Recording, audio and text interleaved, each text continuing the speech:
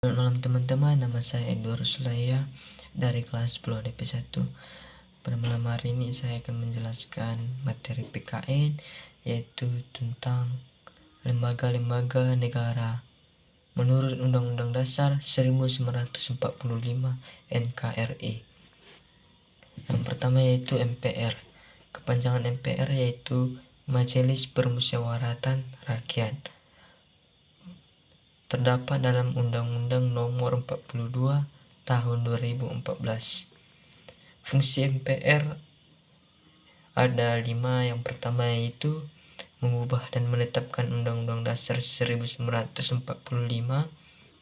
Dan yang kedua, melantik presiden atau wakil presiden hasil pemilihan umum. Yang ketiga, memutuskan usul DPR untuk menghentikan presiden wakil. Yang keempat, melantik wakil presiden apabila presiden diberhentikan. Yang kelima yaitu memilih wakil presiden dari 2 calon yang diusulkan oleh presiden apabila terjadi kekosongan jabatan. Ada tugas MPR, ada 3. Yang pertama, memasyarakatkan MPR. Yang B, memasyarakatkan Pancasila, Undang-Undang Dasar 1945, NKRI, Bhinneka Tunggal Ika.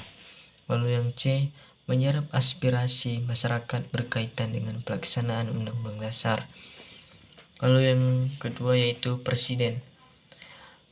Presiden Republik Indonesia merupakan pemegang kekuasaan pemerintah menurut Undang-Undang Dasar ayat 2 pasal yang sering menuliskan bahwa dalam melakukan kewajibannya, presiden dibantu oleh salah satu wakil presiden. Tugas presiden ada 5, yaitu yang pertama, memegang kekuasaan pemerintahan. Yang kedua, mengajukan rancangan undang-undang kepada DPR.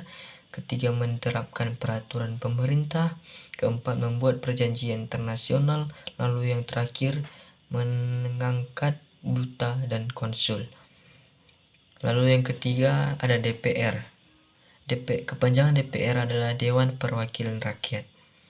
Yang pertama yaitu dalam DPR membentuk undang-undang yang dibahas dengan presiden untuk mendapatkan persetujuan bersama, dan membahas rancangan undang-undang. Ketiga, membahas dan menindaklanjuti hasil pengawasan yang disampaikan oleh DPD. Lalu memberikan persetujuan atas perjanjian internasional.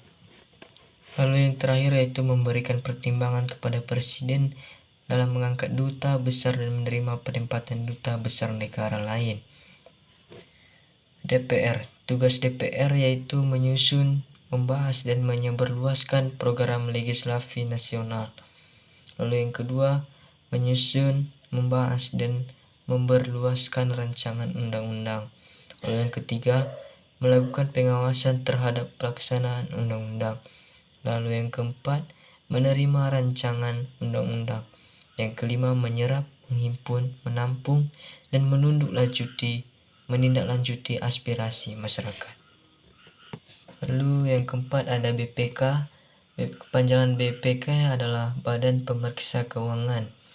Berdasarkan Undang-Undang Dasar Nomor 15 Tahun 2006 tentang Badan Pemeriksa Keuangan, tugas BPK 1. Memeriksa pengelolaan dan tanggung jawab keuangan negara yang dilakukan oleh pemerintah pusat, daerah, dan lembaga lain.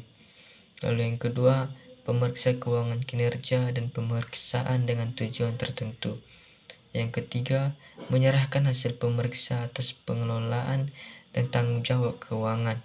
Lalu yang keempat, menyerahkan hasil pemeriksaan secara tertulis. Yang kelima, melaporkan hal tersebut kepada instansi. Yang keenam, memantau pelaksanaan tindak lanjut. Sekian dari saya. Sampai situ saya menjelaskannya. Semoga teman-teman dapat mengerti. Terima kasih. Selamat malam.